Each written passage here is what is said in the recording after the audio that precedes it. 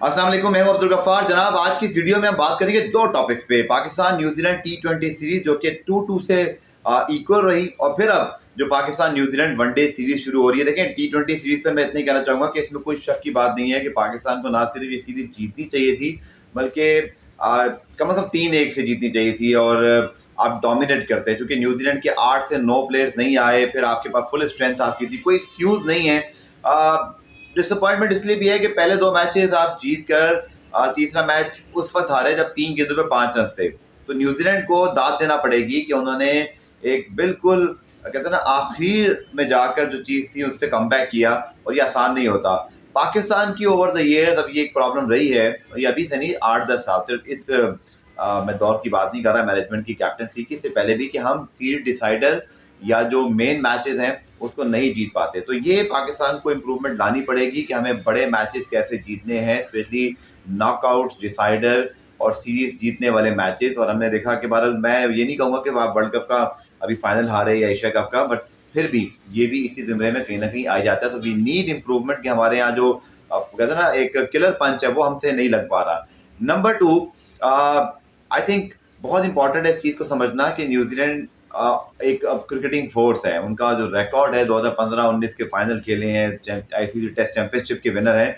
तो ऐसा नहीं है कि हम ये कहें कि हमको बहुत बुरी टीम से हारे, बट हमें अपना स्टैंडर्ड तो मेंटेन करना है ना, कि हम अपनी होम सीरीज ना हारते, जीतते, सॉरी, वैसे तो इक्वल हो गई, हमें ये जीतनी चाहिए थी। लेकिन दाद ये भी देना पड़ेगी कि मार्क चैपमैन आउटस्टैंडिंग खेल गए और उस मैच में पाकिस्तानी गिरफ्त अच्छी थी।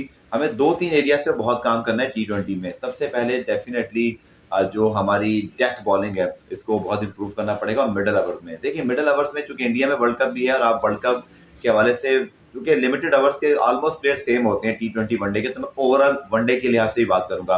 आई think we need our specialist spinner to be in there at their best form. क्योंकि शादाब हैं, आप देखें ना, ईश सूदी ने 4 ओवर में 21 रन देके 1 विकेट ली, और यहाँ पर जो है वो आप देखें कि शादाब के 2 ओवर में 29 रन। मैं ये बात नहीं कर रहा कि एक मैच, मैं ओवरऑल बात कर रहा हूँ कि आपको बड़े मैचेस में अपने बड़े और स्पेशलिस्ट जो स्पिनर्स हैं या जो प्लेयर्स हैं उनसे परफॉर्मेंसेस चाहिए होती हैं। एक तो ये बात। दूसरी बात ये कि आपको बैटिंग और बॉलिंग दोनों में डेथ बॉलिंग पे एक्स्ट्राऑर्डिनरी काम करना है। मिडल ओवर्स में स्पिनर्स को विकेटें निकालना पड़ेंगी, और डेथ बॉलिंग में आपको शायद जमान खान की तरफ जाना पड़े, या आपको रन चेस के अंदर जो है वो दूसरे ऑप्शन पे Iftikhar Ahmed is the bright spot, क्योंकि उनकी जो परफॉर्मेंसेज हैं, देखिए आपके पास सॉलिड टॉप 3 है, रिजवान, बाबर, फखर। आपको नीचे एक प्लेयर चाहिए था जो कि अगर कभी इनका बुरा दिन होता है तो वो कुछ करें, और हमने देखा कि उन्होंने ऐसा किया और बहुत क्लोज लेके थे पाकिस्तान को एक मैच में, और इवन चौथे मैच में भी अच्छा खेले वो। इमाद वसीम ब्राइट स्पॉट है, उन्होंने अपनी जो प्लेस है उसको जस्टिफाई किया है, बट अब वो कहते हैं ना, मूव ऑन होना पड़ेगा, क्योंकि वर्ल्ड कप का साल है। और अब ओडीआई सीरीज जो है वो बहुत इंपॉर्टेंट है, क्योंकि world cup obviously one day international है, T20 नहीं है। सो अब आपको इस सीरीज में बहुत मेहनत करनी है, बिकॉज इस सीरीज में अगर आप जीतते हैं तो आपका मोराल बूस्ट होगा। कैप्टनसी की डिबेट है, बहुत कुछ चल रहा है मीडिया में, और पीसीबी के चेयरमैन बोल चुके हैं कि जी कैप्टनसी के हवाले से बात हुई। फिर मिकी आर्थर ने खैर एक हिंट तो दिया है कि बाबर रहेंगे कप्तान। लेकिन आई थिंक ये जो सीरीज है इसका आउटकम पाकिस्तान क्रिकेट के लिए बहुत इंपॉर्टेंट है इन वेरियस कैपेसिटीज, लाइक कि वर्ल्ड कप से पहले की मोरल बूस्टिंग, आपकी जो कैप्टनसी डिबेट है उसको थोड़ा सा ये काम डाउन, सारा कुछ जो एक डिवाइडेड ओपिनियन है।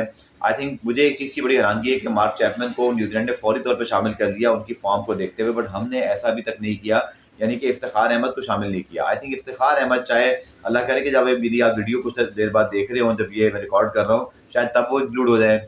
उनको करना चाहिए इंक्लूड, क्योंकि मार्क चैपमैन को क्यों इंक्लूड किया? देखिए, जब आपका बेस्ट प्लेयर, क्योंकि T20 one day similar almost format है, बहुत सारे प्लेयर इसमें एक जैसा परफॉर्म कर लेते हैं, ठीक है, बहुत सारे प्लेयर्स अगर सिर्फ स्लॉगर्स हैं अलग बात है, but Iftikhar Ahmed is a seasoned campaigner. I think he should be in the ODI squad, क्योंकि उनके जो तीन तीन रीजन हैं। एक तो वो सीजन परफॉर्मर है डोमेस्टिक के, नंबर 2 वो बहुत अच्छी फॉर्म में है, नंबर 3 ये कि हमारे पास ओडीआई क्रिकेट में भी अभी मैच फिनिशर वाले या 5-6 नंबर पर कोई स्टेबिलिटी नहीं है। आपने हारिस सुहेल और आगा सलमान को ज़रूर शामिल किया है, पर मेरे ख्याल में इफ्तिखार अहमद एटलीस्ट आपके प्लान्स में होने चाहिए। और जहाँ आपके 17 आपने मोहम्मद हारिस को इंक्लूड किया, तो आप इफ्तिखार को भी टीम के साथ रखें, और एक आध मैच के बाद अगर आपको लगता है कि अगर वो बात नहीं बन रही जो हम चाहते हैं, तो फिर आप उनको इंक्लूड करें। In my opinion Iftikhar Ahmed should be in the ODI squad.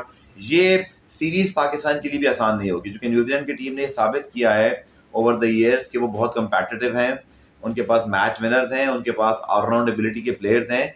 तो पाकिस्तान को ये सीरीज बहुत मेहनत करके जीतना पड़ेगी। आई विल प्रेडिक्ट कि इंशाल्लाह पाकिस्तान ये सीरीज 3-2 जीतने में कामयाब रहे, बट ये इसके अगेंस्ट भी हो सकते हैं, यानी 3-2 न्यूजीलैंड भी हो सकता है। वेरी कंपेटिटिव सीरीज ही होने वाली है और पिंडी के मैचेस और फिर कराची में कंडीशन ही मैटर करती हैं, जो कि लास्ट मैच में बाबर वाज राइटली सेड के 193 जो है वो शायद 10-15 रन टोटल कम था, और अभी भी आपको मुझे लगता है पिंडी में हाई स्कोरिंग मैचेस मिलेंगे। कराची में शायद आपको एक ओवरऑल जो है ना कंपटीशन बैटिंग बॉलिंग में ज़्यादा नजर आए। तो Pakistan need to do work hard on their combination, क्योंकि ये सीरीज में आपको एक चीज़ भी याद रखनी है कि आपको जीत के साथ साथ अपनी होम सीरीज में, चूंकि मुसलसल हार रहे हैं तो आप जीत चाहिए, वरना अगर नॉर्मल हालात में अगर आप जीत रहे होते और आप ये हार जाते, आप तो अफगानिस्तान से भी हार के हार गए ना, तो आपको जीत भी चाहिए और आपको अपने वर्ल्ड कप के प्लान्स को फाइनलाइज करना है। हमारा टॉप 3 वहाँ भी ठीक है, हमारी बॉलिंग ठीक ठाक है, बट उसामा मीर को मैं जरूर देखना चाहूँगा क्या उनको चांस मिलता है, या शादाब खेल रहे होते हैं नवाज, क्योंकि Usama Mir in my opinion I think should get a proper chance, because specialist winner specialist ही होता है। ये मेरी ओपिनियन है इस मैच पर। आज के कल के मैच पर अगर मैं बात करूं तो आई थिंक आज कल के मैच की बल्कि जो पहला ओडीआई मैच है उसकी बात कर लेते हैं। तो आज की वीडियो हमने उसको कवर कर लिया, बट आप इस चैनल पे बाकी जो हमारे जो मैचेस हैं उसके प्री और पोस्ट मैच एनालिसिस देख सकेंगे। मुझे अपनी राय से जरूर आगाह कीजिएगा कि आपका इन सारी बातों पर क्या ख्याल है।